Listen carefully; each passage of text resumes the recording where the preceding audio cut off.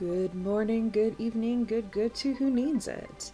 As someone who willingly read Ivanhoe of my own volition, I would like to take a moment to talk about Robin Hood. Robin Hood is the infamous bandit and heroic outlaw in English folklore who has a reprisal every so many generations. I've had that Robin Hood song from Disney stuck in my head all morning, so this is you're subjected to this too.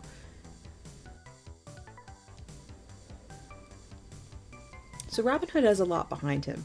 He's in many ways a similar mythic figure to King Arthur, in that many of his stories were invented or expanded on by the Romantics. That's the Romantic movement in literature, not modern romance as we think of it necessarily. He was especially classed onto by people oppressed by the English as a way of showing that even the English didn't think that English rule was fair.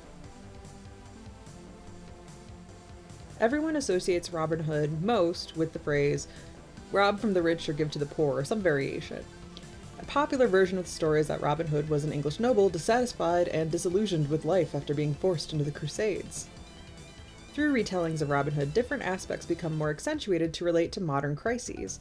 In the most recent interpretations, Robin Hood has been someone who returned from the Crusades to find that the government had stolen his lands. I can't imagine why people would associate stealing with the English crown. In the oldest versions of the story, however, Robin Hood was not a noble, but either an artisan or middle servant class. Robin Hood isn't necessarily even a person. There's also the theory that Robin Hood was a stock alias used by the Merry Men, which makes the Merry Men known by name possibly the real Robin Hood. That means Little John, Will Scarlet, or Much the Miller's Son, the earliest named characters in Robin Hood ballads, all could have been acting as Robin Hood. There's also the possibility that Robin Hood was a completely fictional character. Robin Good or Robin Goodfellow was a sprite or fairy, possibly most famous as Puck in Shakespeare's Midsummer Night's Dream. They would love to play pranks, it was arrogant, and they had other similar attributes to Robin Hood in his ballads.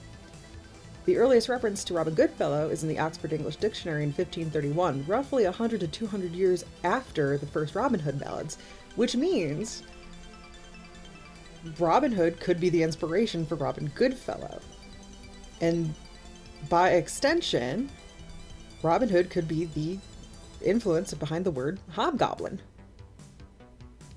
Hob was commonly synonymous for Rob, Robin, and Robert. That is my Did You Know for today. If you like this, please like it, and I will be here making more short Did You Know, story times, the occasional longer essay, book reviews, update on the blog on Saturdays. I think that's all the things I plug. Thanks for listening.